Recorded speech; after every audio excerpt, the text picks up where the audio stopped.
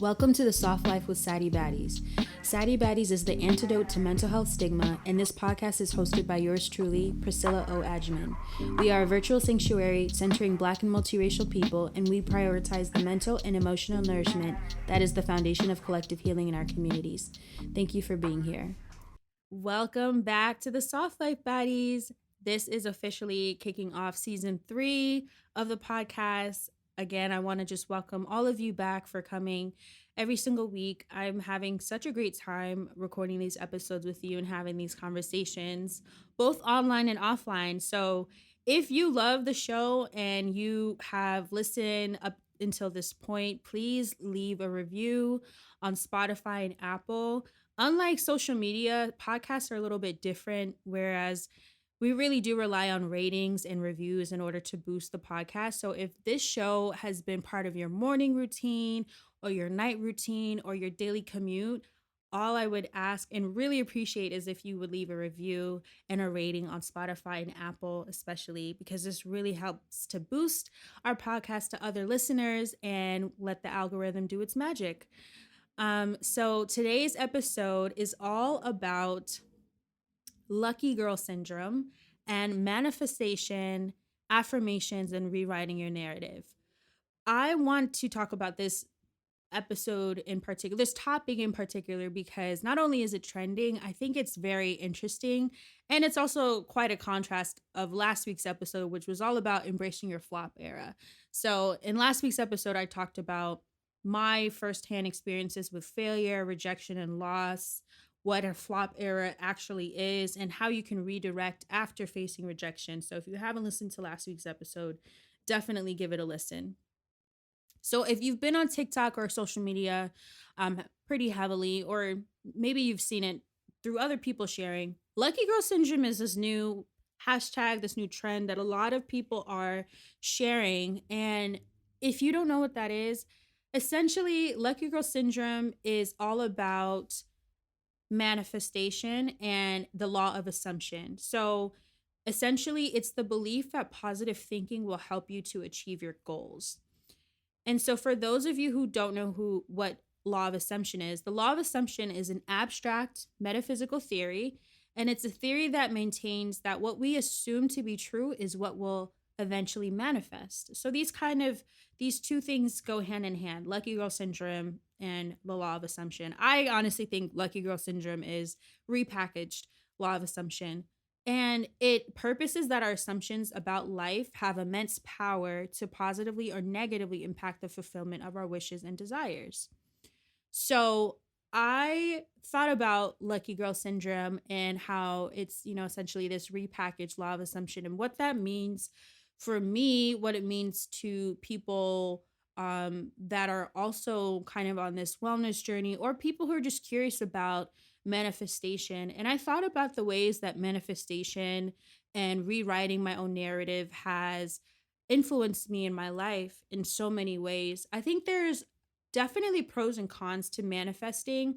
And I say manifesting in the way that it's shared widely, or as we as a society or communities know manifestation to be, and that's thinking positive thoughts or setting intentions and allowing God, the universe, or whatever your source or your higher power being is, allowing that force to align circumstances and opportunities in your life so that you can live your best life, right? We have seen this time and time again, whether it's through TikTok, whether it's through podcasts, books, movies, everything. We are not new to manifestation and what it does to people, for people, whether it's true or not. I truly think that this is a little bit more of a metaphysical conversation than a spiritual conversation, because there's people who are not spiritually inclined or religious at all, and they still do believe in manifestation or positive affirmation. So if you're into a little woo woo and you're into a little,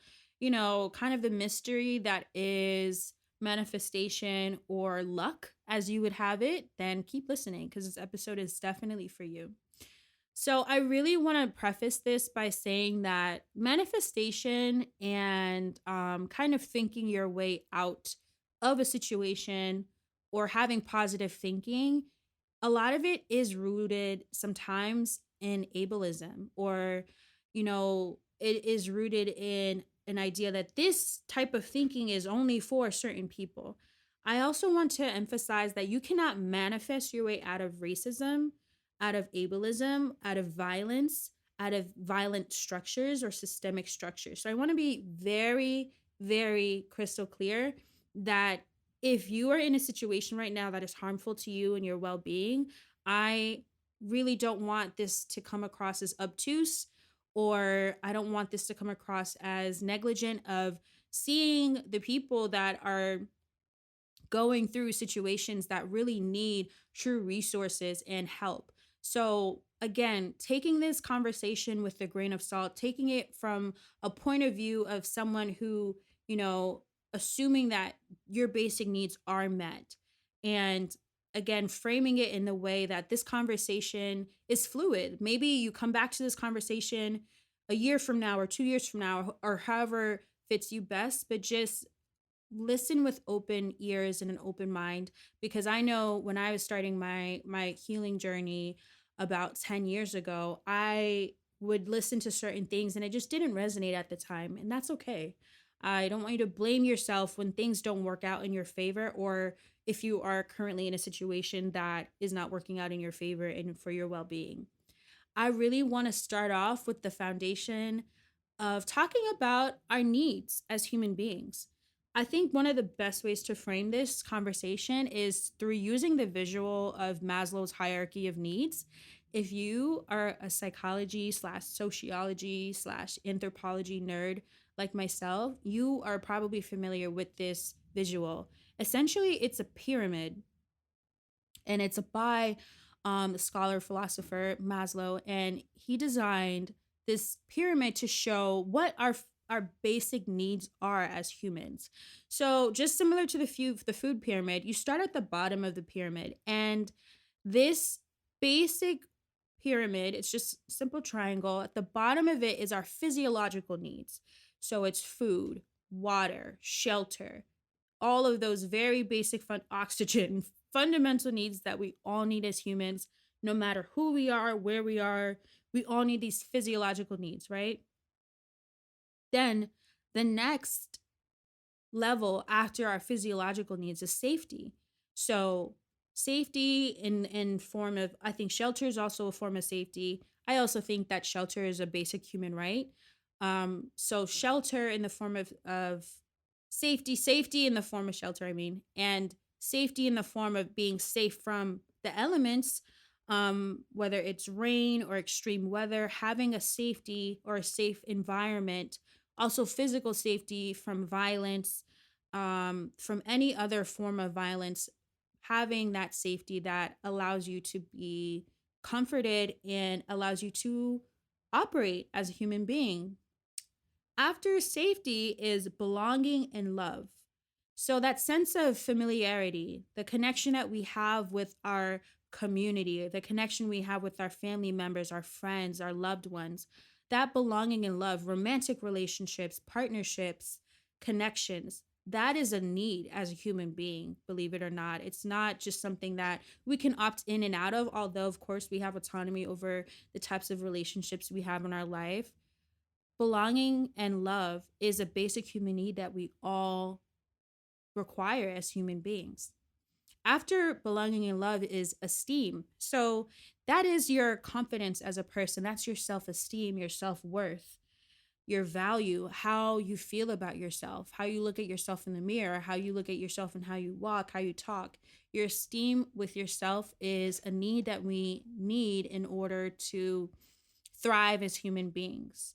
Then you have your cognitive functions, how your brain works, how you perceive things, your intellect, you're reading and consuming information, how you digest information, how you think, your rest. That's all cognitive needs. Then you have your aesthetics. So if you know what an aesthetic is, your aesthetic is your visual environment in the way that you find pleasant. It's the types of clothes you wear, it's how you style your hair, it's how you get your nails. Are you a short nail girly, or are you a long almond shaped? whatever. Your aesthetic is how you design your world as you see fit. And that is also a need because that is what gives us our individuality as human beings. Then, after that, we have self actualization. Self actualization is the ability to live our lives to the optimal fullest based on having all of those needs already met. And there's a reason why self-actualization is the second to last tip of a pyramid, because self-actualization is the ability to live out our dreams. It's having the job that you want, it's having the career you want, it's having the lifestyle that allows you to be your fullest, it's being able to travel. Those are moments and experiences of self actualization. And the last and very tip of the pyramid is transcendence.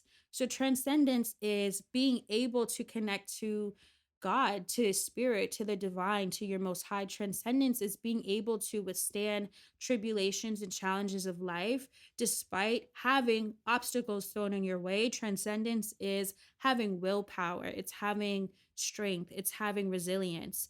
And I think that this framework is really important because it allows us to establish like our basic needs having to be met. So that's why I think when talking about manifestation, I think it's really important not to be obtuse about it. Again, I think it's important to be practical and understand that if your basic needs are not being met, it's very difficult, or if not only impossible, for you to have this dream life, or to be able to tap into positive thinking. And if I had to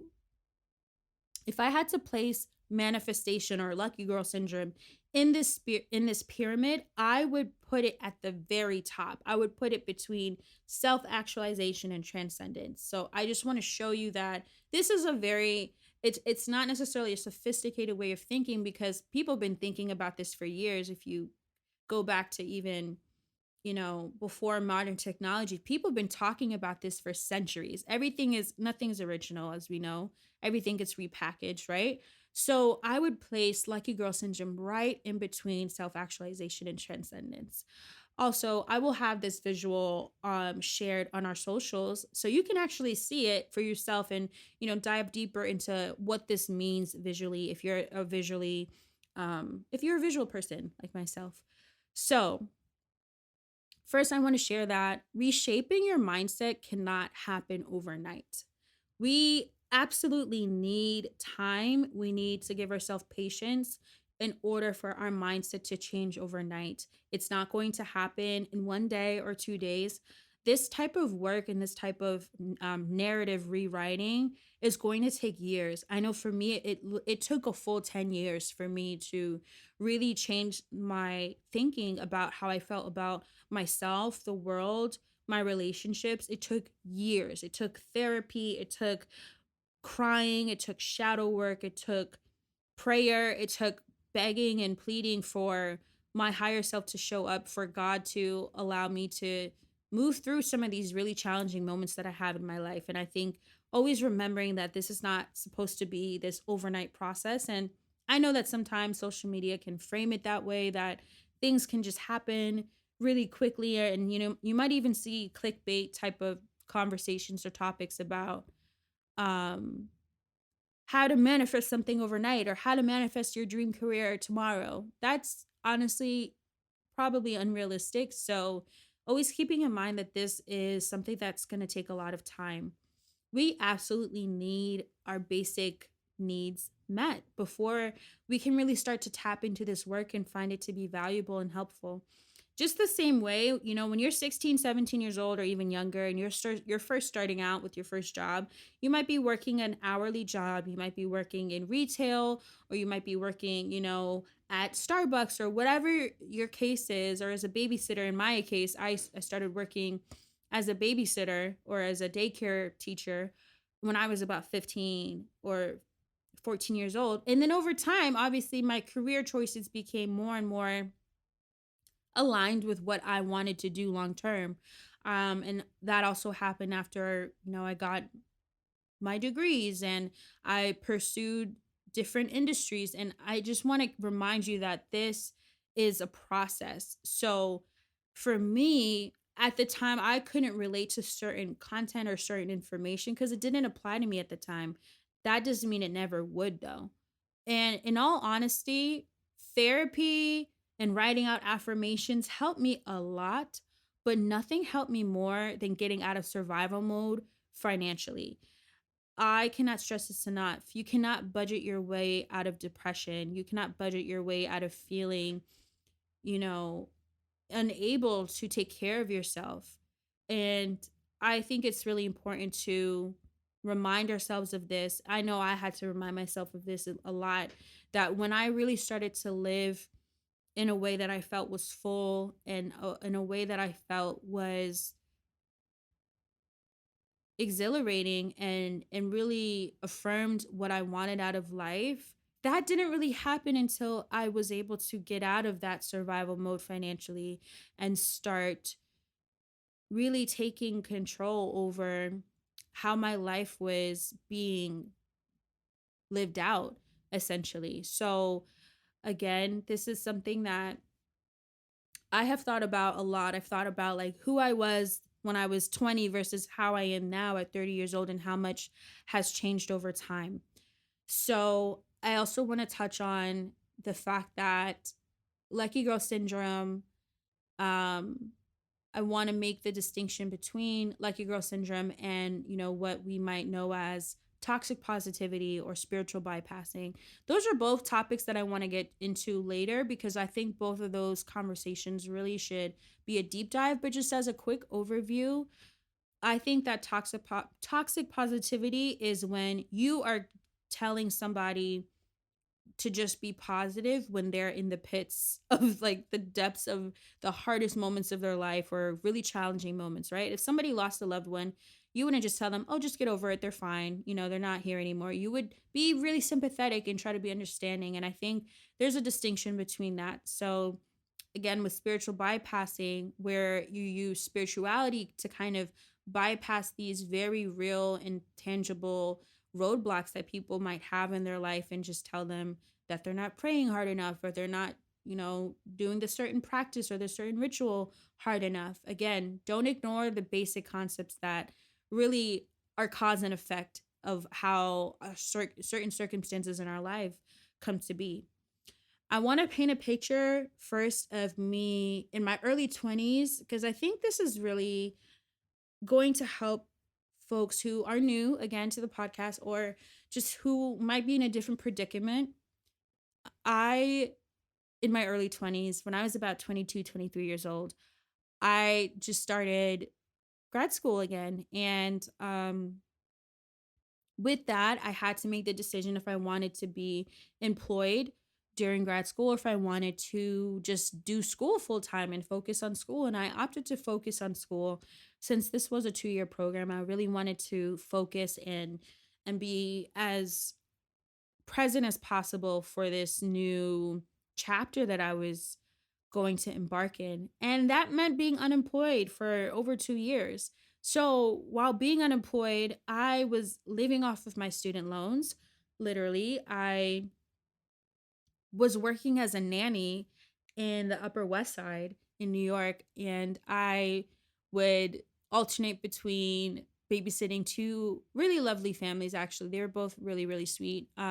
But that was my life for the first good chunk of my 20s is me hustling and living in New York City, um not really having much money, not having much disposable income either, and just really just trying to focus on school and hopefully get a job afterwards, which I did, but that was my reality. I didn't have disposable income to go travel or to buy clothes that I thought were more suitable for myself. I honestly didn't even have disposable income to live in a home or an apartment that I really wanted to at the time because it just was out of my reach. It was not something affordable to me. And I don't think that should have been the case. I would hope that life would have been a little bit easier if housing was more affordable and other basic needs were just more accessible to me. But unfortunately, that was not my reality.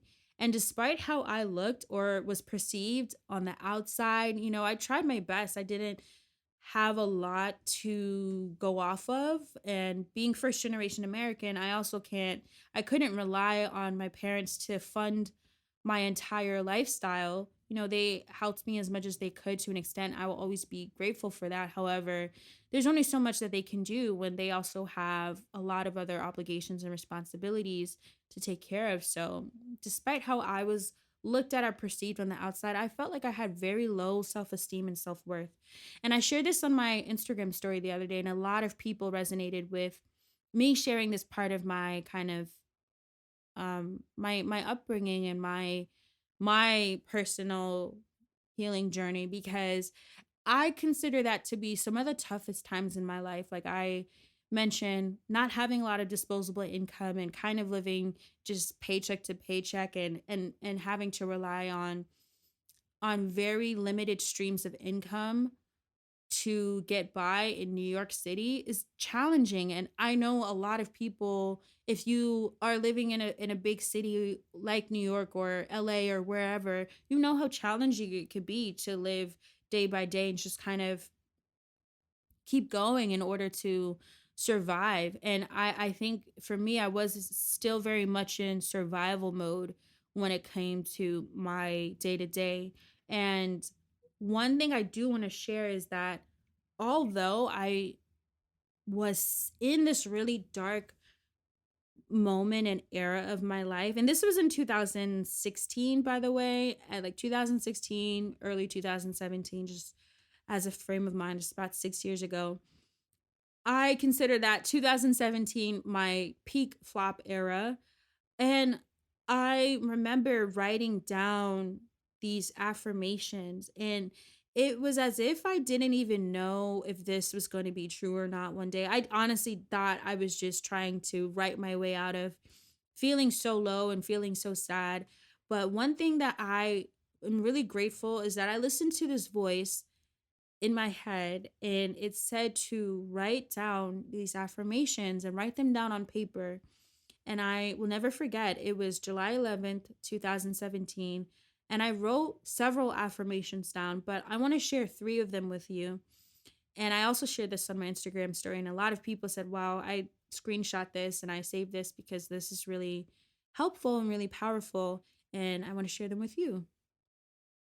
So, one affirmation that I started to rewrite to change my narrative and change my way of thinking of how I felt at the time was, I replaced sadness, loneliness, and hopelessness and negativity with joyfulness, fullness, gratefulness, and positivity. I wrote this affirmation because that's how I felt at the time. I felt really sad, very lonely, very hopeless. I felt just pretty negative about my existence. I was also at this time in and out of toxic relationships. I was not giving myself the care that I needed mentally, physically, emotionally at all. I feel like this is a different person looking back now because of how much has changed and how much I really do try to embrace softness and lean into those traits of joyfulness, fullness, gratefulness, and positivity. But again, I couldn't really do any of that until I was able to get out of this survival mode that I was in mentally, financially, physically. This affirmation, however, was something that I would tell myself every single day for years. And I would write it down on places where I would see them and know I would see them. And it would be a constant reminder that even though this is my reality, I want to replace these feelings with something better. I think that is the key thing is I had such a warped view of myself and the world, but somehow I said, I know that this something has to be better. There has to be something that gives better than this, because if I know that life isn't meant to be this hurtful, this painful, this negative, there has to be a better way out. So, right now I'm going to just write down what I really hope for one day. Maybe one day it'll happen. So, that was the first affirmation I wrote out, and I can honestly say with full transparency, even though it took me a long time to realize this affirmation, I did eventually realize it. And I really think that even though it took me a long time and there were times I doubted it, I can say with confidence now that I do center joy, I do center fullness, I do center gratitude and positivity in my life. And I know it's because not only I took the time to write this down and really set an intention behind it, I also had support. I had support from my support system, from my community, from my relationships, from my family, from doing a lot of deep digging and doing the work that would push me forward to make this feel like my reality eventually. The second affirmation that I wrote down was I choose healthy thoughts on a daily basis and guard my conscience against the negative influences I've absorbed and I'm exposed to. This is a really interesting affirmation for me because I, at this time, was dealing with a lot of negative self talk, a lot of internal battles, a lot of beating myself up, feeling down, feeling a lot of shame about who I am and being really kind of almost embarrassed at the fact that, oh, well, I'm 22, I'm 23, I should be able to afford this, I should be able to do this. And I just couldn't. Like, that was not my reality at the time. And what was happening is that instead of me looking at it from a really objective point of view of you are a grad school student, no, you don't have a lot of money because you're not working, you're in school full time, and you don't come from an inheritance where you can just ask your parents for thousands of dollars to help fund your lifestyle, unfortunately. So, looking at it objectively was not what I was doing at the time. I was internalizing what was happening to me as a direct failure versus it being a reflection of the circumstance of the socioeconomic circumstance that I was in. So what I was doing is internalizing these negative thoughts, really beating myself up, really allowing negativity to be kind of my baseline. And so the fact that I was able to write back in 2017 that I choose healthy thoughts on a daily basis and I guard my conscience against the negative influences I've absorbed and I'm exposed to. I think for me, that really was my way of trying to guard myself in my mind and my conscious and my thoughts because your thoughts become your habits and your habits become your lifestyle. So, in order for me to create that distinction, I had to start thinking about what how I was participating in my own negative circumstances. And when I say participate, I mean this in my reality, these things, these negative things were happening to me, whether it was dealing with someone toxic that I was dating, whether it was my finances, whether it was my housing situation, whatever the negative influence was, instead of me internalizing it, I had to learn how to distinguish that this is happening around me and to me, but that doesn't mean that I am a bad person. That does not mean that I am the person that deserves to be beat down and beating myself up because of these situations. I think being honest with, if I was, for example, entertaining somebody that was not respecting me or was not treating me with respect, I knew that it was up to me to make that decision to cut that off in my life and not have that be a consistent outlet in my life. However, it takes a lot of self-awareness to do that.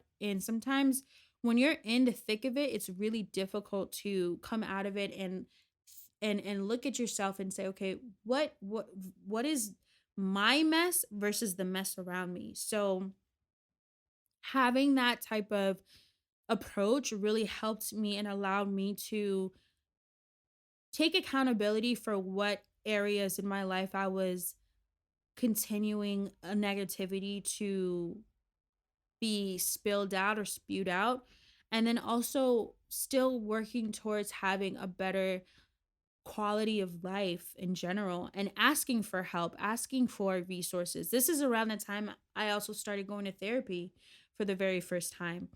And this, me going to therapy, me starting to read more books that could help me and allow me to rewrite my narrative. This was some of the ways that the actionable items that I took in order to later manifest having a healthy and a more well-rounded point of view in my life.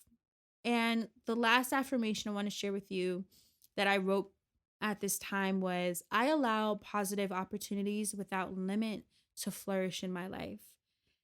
This affirmation is one of my favorites because when I wrote that down, I knew in my reality that that was not the case. However, I dug so deep because I knew I wanted to have a better experience in my life. I wanted to feel joyful. I wanted to feel those positive experiences. I wanted to be proud of myself. And I wanted to allow positive opportunities to keep multiplying. If I was able to get a job, or I was able to, you know, do something that I had been wanting to do for a very long time and it finally worked out, I didn't want that to be the only scenario where I was grateful, or the only scenario where things worked out for me. I wanted that to continue to be a testimony and to be an experience that I was going to have over and over and over again, and allowing opportunities, positive opportunities without limit to flourish in my life was me planting the seed that despite wherever I am right now, I want these positive opportunities. I want to have experiences that are fruitful, that are meaningful. I want to have love that is meaningful and deep, and friendships that are meaningful and deep, and just continue having these positive opportunities without limit to flourish in my life. So, now I want to share 3 examples of what I would call my experiences with lucky girl syndrome. So, the first experience is feels almost too good to be true, but I again, this is why I think having a positive mindset, or choosing positive thoughts when you can, is so helpful, and it's so useful, especially when you're going through something that is really difficult and really tough. Of course, having the resources to actually make your situation better is 100%. That is the key. But going back and just starting with the thought itself, these are 3 examples of when I feel like I was very, very guided, very protected, and really tapped into having that positive output in life. So the first was very recent. If you're a close friend of mine, I've probably told you this story already. But if you're hearing it for the first time, this situation happened actually only 2 months ago. So when I was coming back from my trip to Paris for my birthday, I was we were leaving Paris and we were at the airport. And, when you're traveling, you have all your stuff. You have your carry on, you have your backpack, your tote bag, whatever you have, right? So I had my tote bag with me at the time, and I was at the gate checking in my bags. And at the time, I had all my stuff in one bag. I had my laptop, my MacBook, I had my iPad, my jewelry, my AirPods, like all my like personal items that my valuable items I kept in this tote bag. So this tote bag I had on me, on my shoulder, and I got distracted. I'll be honest with you. I got distracted. I think I being jet lagged, combined with kind of rushing through the airport, combined with having all these multiple checkpoints and going through TSA, all these things. I lost that bag. Y'all, I lost that bag. It took me 3 to 5 minutes to realize that my bag was missing. So, this is in Paris, by the way, if I didn't mention that already. So, I'm in a different country and I just lost all of my valuable items. Thankfully, and thank God, I didn't lose my passport because I gave my passport to my man and he was holding my passport for me. And that's how I was able to get back to the United States. But I almost put my passport in that bag. I lost my wallet, everything was in that bag. I freaked out. I had a full panic attack. Literally, I was crying. I was freaking out. We only had about an hour and a half before we started to board our flight. Had all my stuff with me. We went to the police, and unfortunately they didn't really do much to help out in the situation. They told us that if we wanted to file a police report, it was going to take a couple hours, which we would most likely miss our flight. I really didn't want to miss our flight. I was already just so anxious being in another country, having lost my stuff. I tried to backtrack and go back to where I thought I had lost my belongings, but again, I was so anxious and so panicked that I wasn't even taking time to look around my surroundings and check to see if I was even in the right gate, because turns out it was a completely different gate than the one I was at. Long story short, we get on the flight. I Before we actually sit down to board the flight, I'm still extremely upset at this time. Very, very upset, very, anxious, just as anybody would. If they just lost all your valuables at the same time in a different country, you're going to be upset. I was so panicked, but I literally prayed and I said, God, please just take care of this. And I actually said, thank you in advance. Thank you for returning my stuff in advance. Thank you for returning all my belongings to me in advance.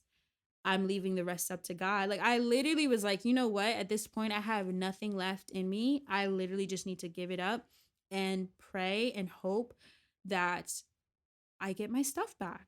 So thankfully, my man, he was able to file a lost property report for me on his phone. And so, because I also had my phone on me, but I didn't have a lot of my other belongings. So he filled out the missing property report on his phone. And when we got back to New York City, I was still very much devastated and just hoping and praying and just kind of again sending this prayer to God and this positive outlook and outcome that everything was going to work out. So what I did was, after we filled out the police report, I was waiting and waiting to see if we would get a response. And I kept checking the find my iPad feature on my Outlook, not my Outlook, on my phone. I was checking to see if anything showed up, and it did show that my AirPods were still at the terminal that I was last at. So I was like, okay, well, that's a good sign. That means that they probably weren't stolen, because they would be off the grid by now. So kept checking.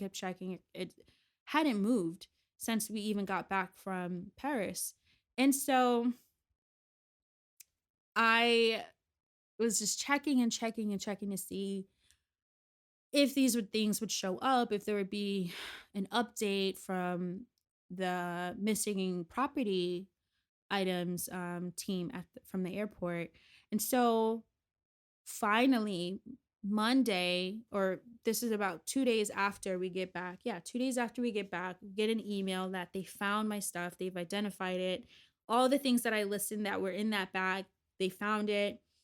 I immediately was just so grateful. I was like, what are the odds that I lose my bag in an airport, in one of the busiest airports in Europe, in Paris, and all of my stuff is still intact. And so they shipped it to me. I had to pay for shipping and everything, but what I had to pay for shipping was nothing in comparison than me having to replace all the items that I'd lost. So it took a few weeks to get there, but eventually it did arrive back in New York City about 3 weeks afterwards. And that truly was one of the most bizarre, yet crazy, yet fascinating experiences I've had in my life. And I say this and I share this because I think it was a combination of obviously taking the practical steps to get my stuff back, but also releasing and relinquishing control of the situation, because the fact of the matter is I got distracted. I lost track of my stuff. I lost it. Someone found it, assuming an employee from the airport found it and, put it in the lost and found. But saying that prayer on the plane on my way back and just thanking God in advance for returning all of my stuff to me, I think that came from a place of just having a sense of peace that everything is going to work out. And if that's not lucky girl syndrome, I don't know what is. Like that was such a, and I'm not just saying lucky girl syndrome. It really was, to me, proof of me having so much faith and being guided and protection, being guided and protected in my life, and having prayer and having faith um, be a resource that I always lean into. So that experience really showed me how having a mindset and also doing the action items to get, into a place of gratitude and thanking God in advance, or thanking the universe or your higher power in advance for making these things happen and making it possible. That is a big lesson learned. And also a lesson learned to pay attention to your surroundings, right? Like, I learned that the hard way. I learned not to be distracted, not to let myself wander, and to really be aware of my surroundings. So, even though that situation was negative and really was scary, because I thought I was going to lose all my stuff, and I honestly thought someone might have stolen it from me, but I'm just grateful that things did work out. I'm extremely grateful and thankful that at the end of the day, I have all my stuff back. I got my stuff back, thankfully, and I don't take it for granted. A second experience that I want to share about an experience that I've had that really showed me how writing things into existence and speaking things into existence is really important and essential was when I started Sadie Baddies. I wanted to have my first event that same year. So I started Sadie Baddies in 2019, and I really wanted to have an event within the first year of starting it. And I was planning this event. I wanted it to be either virtual or in person, but I wanted to have an event that was going to be very impactful and reach a lot of people. And so I was planning this out. I was writing out the deck for it. I was thinking about who I'd want to invite and who I'd want to be there and how I wanted it to be and all these things. And then what happens in 2020? The pandemic. So 2020, all of the hopes and dreams of me having this event and being in person was completely shut down. I still wrote out this deck though as if it was still happening. I still updated it. I would tweak it. I would always go back to it and update it and change it. And I told myself, I said, I know that one day I'm going to be able to have this event, whether it's in person or it's virtual. We're going to have an event, and it's going to be called the Sadie Baddie Sanctuary. Fast forward to 2021, I was approached by Nike, and I was asked to do a collaboration with them. There was kind of a twofold part of the campaign of the collaboration, but the first part was a morning routine video, which was amazing, and it was like a full day production. But the second was doing a project for their NYC studio. And I was on set literally doing this really, really dope, amazing collaboration with the Nike team and also other producers who were involved. And I met such amazing people through that experience. But they actually named that event, that virtual event that we put together, the Sadie Baddie Sanctuary. And it once I realized that this was going to be my first virtual event and people from all over the world were going to be able to tune in and have these really cool interactive experiences and win prizes and have connections to resources through this event, I just couldn't believe that this event that I've been manifesting for over 2 years was actually happening. And it was happening with one of the biggest brands in the world. And in a way, in a production that I couldn't have done if I only did it by myself. So I will always be grateful for that experience, because even though the pandemic prevented it from happening it when I wanted it to, it still happened, and it happened in a scale that I couldn't have ever imagined. And having a brand partner like Nike really showed me that by still doing the work, still putting in the work to have this happen, nothing is impossible. It really truly was proof of concept of putting in the action, still planning it out, still doing the work, and having that time align for me and for my community to actually execute this. So this was like that this event was so meaningful to me, because I knew that without me even thinking about having this event, or me continuing to do the work and continuing to put out content and continuing to share resources and have these conversations, that would have never happened. And it wouldn't have happened without my community either. So I'm so grateful for that experience. And that was the first time I'd put together or helped put together a virtual event. And since then, I've done a lot of virtual events, even a little bit before that, but that was one of the biggest productions that I've ever done. And it really exposed me to how many moving parts there is in a type of virtual or in person production, and how you still need to put in that work in, even if you are working towards something that's 2 years from now, 3 years from now. Putting in the work in now is what's going to help you to be prepared for that when it actually happens. And then my last experience that I want to share that really is an example of me kind of letting go and trusting that the universe has my best interest, that God has my best interest, that I am fully protected and guided, is last year.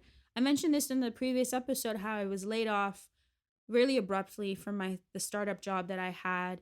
And instead of sulking about it, instead of kind of making it the damper and the wet blanket of my entire summer, I allowed it to be. I knew that having having that time to reflect, to evaluate, I still wanted to do my best to find new opportunities for work. Everyone, it's not like I could just, okay, well, I'm just not going to have a job ever and I'm going to just not do anything. But I didn't allow it to stop me from experiencing rest, experiencing different moments that I really wanted to have come into fruition. So even though I was laid off last year, just 2 months afterwards, by reaching out to my support system, my loved ones, and asking for help, I got the fully remote job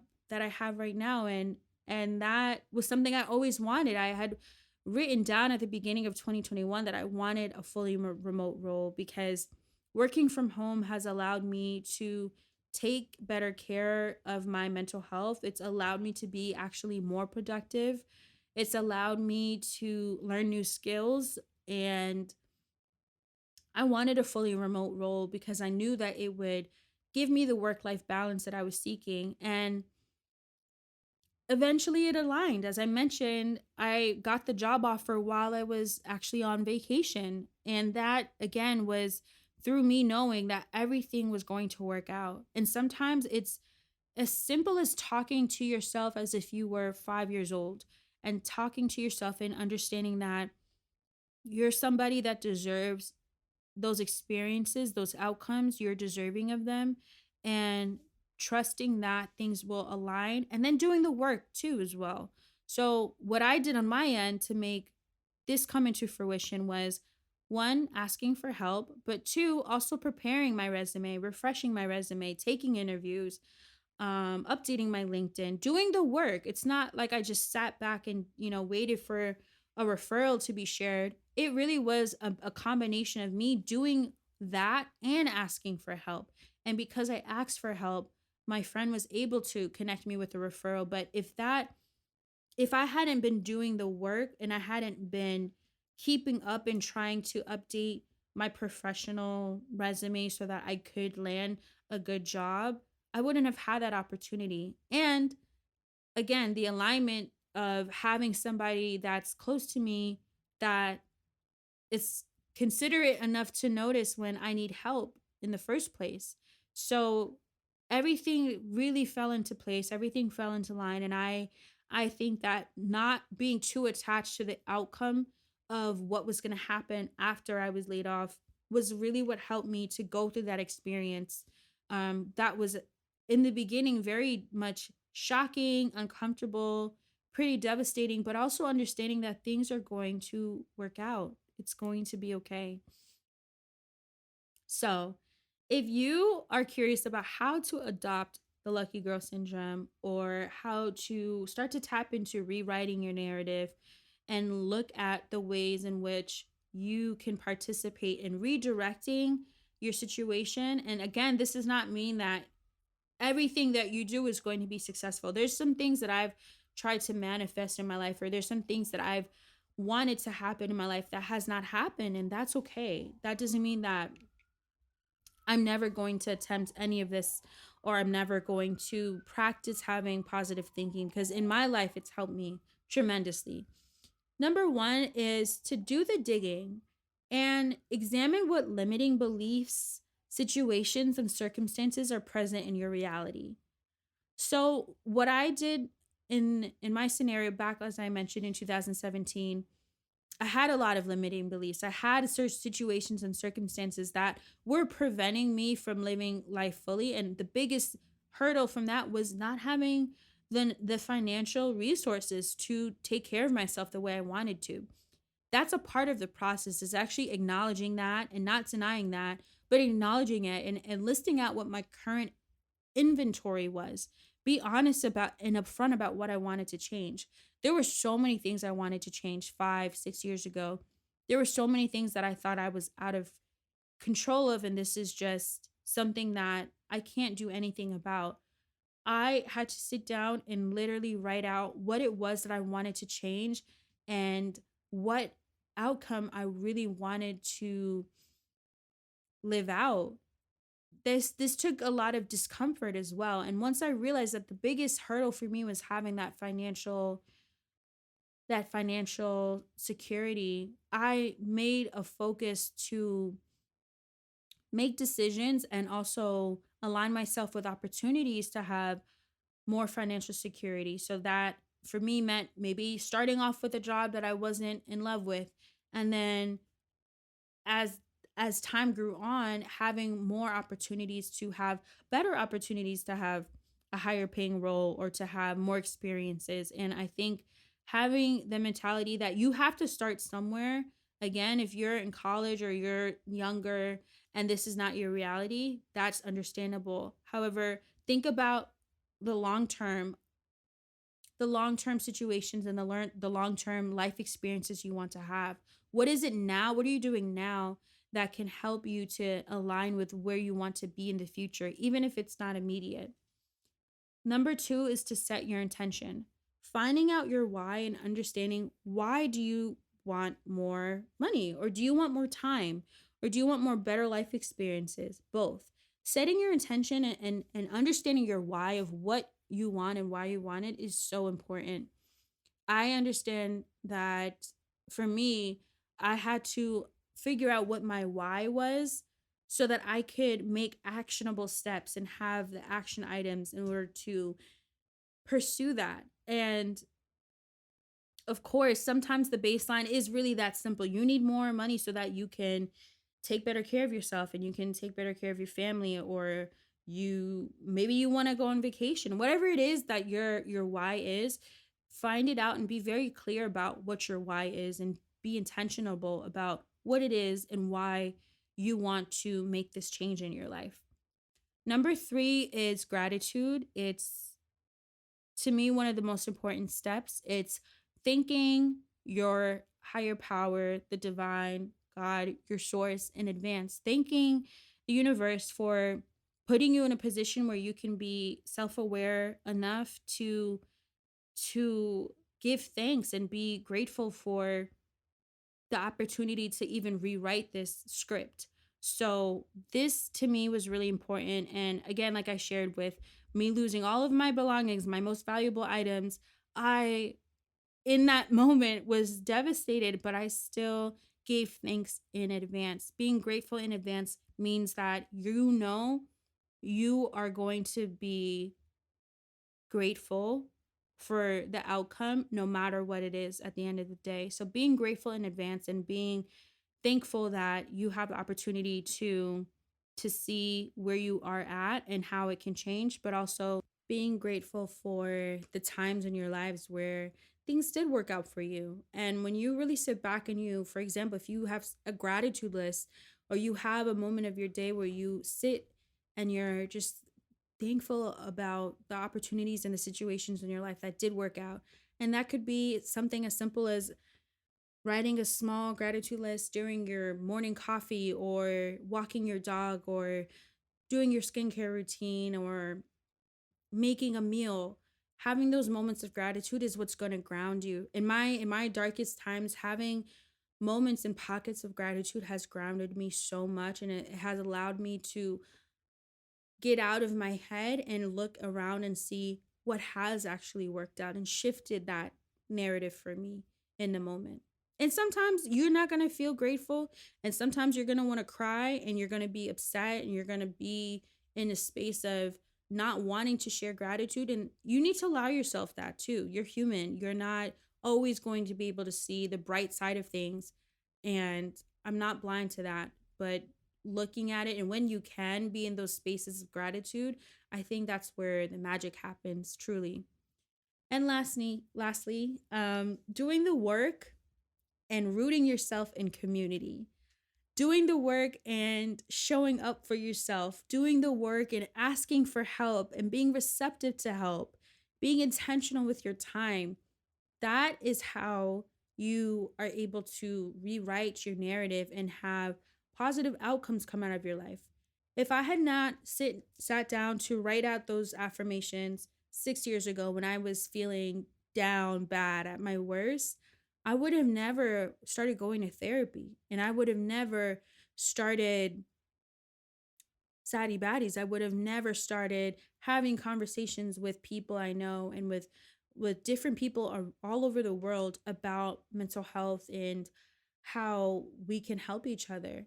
So doing the work and being intentional, asking for help too is essential, because if you don't ask for help, if you don't look around and say, okay, I can't do this myself, but I can maybe ask somebody else to help me, how are you going to get anywhere? This is not supposed to be a self-sufficient type of practice. This affects and requires other people in order for this to work. So don't be afraid to ask for help. Don't be afraid to be receptive to help, and also to lean in and offer help to other people. If you have resources that you know that other people can benefit from, help them out. Offer to donate, offer to spend time with people who might really need you, and watch how the universe starts to play out when you are not afraid of letting go and sharing your resources, sharing your time, donating, giving money, because you know it's going to come back tenfold. You don't have these attachments to the outcomes anymore.